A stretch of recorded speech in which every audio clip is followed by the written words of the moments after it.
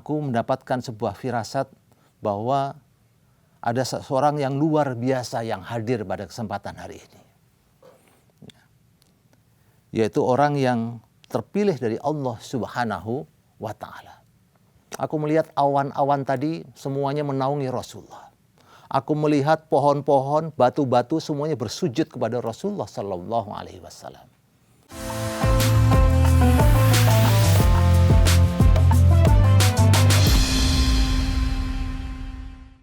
Assalamualaikum warahmatullahi wabarakatuh. Sobat Sindo yang dimuliakan Allah Subhanahu wa Ta'ala. Alhamdulillah arsala Rasulullah rahmatan lil alamin. Allahumma shalli wa sallim ala sayyidina Muhammadin wa ala alihi washabihi ajmain. Amma ba'd.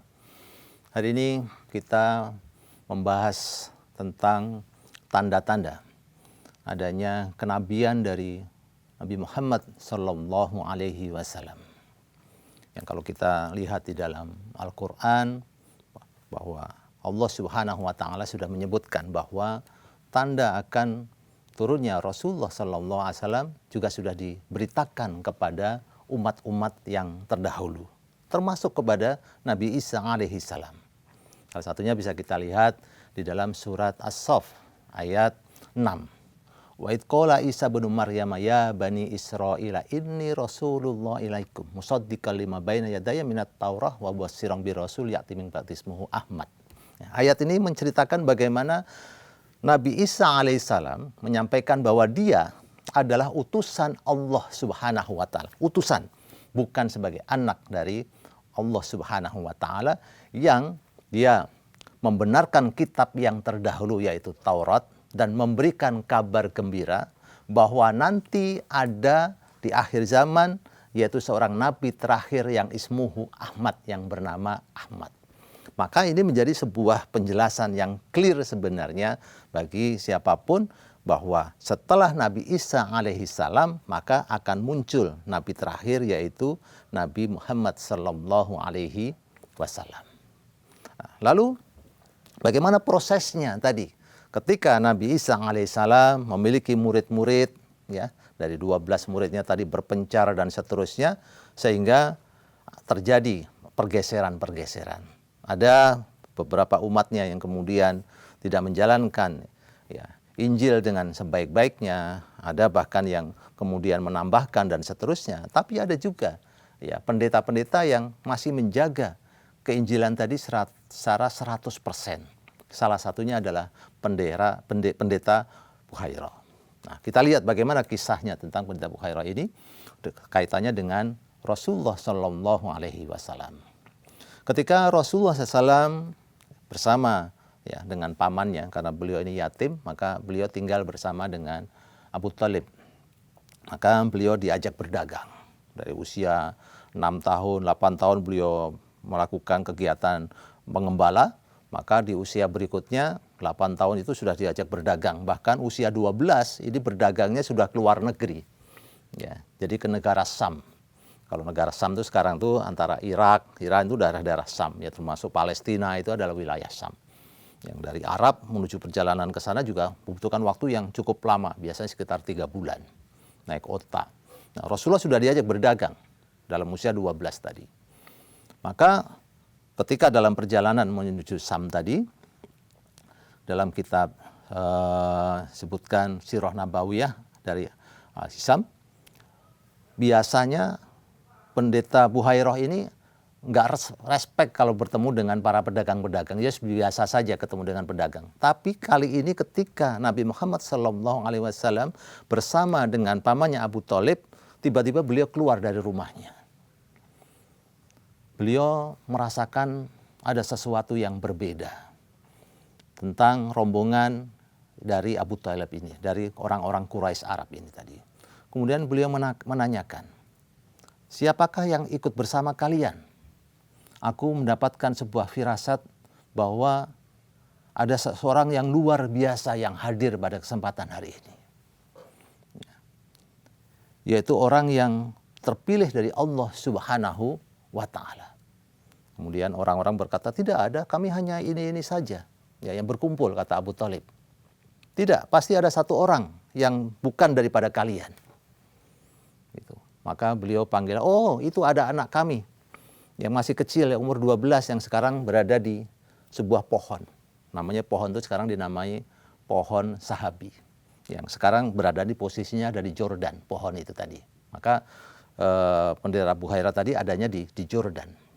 Ya, mungkin teman-teman Jordan, kemarin saya ke Jordan juga sempat melihat pohon itu masih hidup sampai dengan sekarang, yang dilindungi oleh pemerintah Jordan. Sebagai bukti sudah berusia 1400 lebih pohon itu sampai sekarang masih memberikan saksi sebagai pohon sesahabat. Kemudian pendeta Buhairah melihat bagaimana pohon sahabi tadi ya, berusaha terus melindungi Rasulullah Shallallahu Alaihi Wasallam dari panasnya matahari. Ya, bergerak, daun-daun tadi bergerak melindungi Rasulullah SAW. Panggillah anakmu itu kemari. Maka dipanggil. Begitu Rasulullah jalan, awan menaungi Rasulullah SAW. Menaungi dalam setiap jalannya. Maka sampailah kepada pendeta Buhairah, kemudian menanyakan kepada Abu Talib. Wahai Abu Talib, siapakah ini? Ini anakku. Bukan, pasti bukan anakmu. Anak ini pasti orang tuanya sudah meninggal. Masya Allah. Kenapa engkau bisa tahu wahai Buhairah? Karena ini sudah tertulis di dalam Injil. Bahwa seorang nabi nanti tidak memiliki bapak dan tidak memiliki anak. Tidak memiliki ibu. Betul wahai Buhairah bahwa Muhammad ini ayahnya sudah meninggal ketika dia dalam kandungan. Betul, kata Buhairah. Pasti begitu. Dan ibunya kemudian meninggal ketika beliau masih kecil. Sehingga dirawat oleh pamannya. Betul, itulah kondisinya. Lalu apalagi ketika engkau yakin bahwa Muhammad ini adalah utusan Allah. Aku melihat awan-awan tadi semuanya menaungi Rasulullah. Aku melihat pohon-pohon, batu-batu semuanya bersujud kepada Rasulullah Sallallahu Alaihi Wasallam. Masya Allah. Dan berikutnya, lihatlah. Ada sebuah tanda di samping pundaknya, di bawah pundaknya, bahwa itu adalah tanda kenabian dari Rasulullah Sallallahu Alaihi Wasallam. Kemudian buka bajunya Rasulullah dan melihat ada tanda, ya, sebuah tanda yang ada di bawah pundaknya Rasulullah bahwa itu adalah tanda kerasulan. Bagaimana Abu Hurairah bisa mengetahui secara detail kondisi Rasulullah Sallallahu Alaihi Wasallam, padahal beliau tidak pernah bertemu sebelumnya? Ternyata itu semuanya sudah dinubuatkan oleh Allah Subhanahu wa taala dalam kitab sebelumnya, yaitu kitab Injil, menggambarkan dengan detail bagaimana Rasulullah.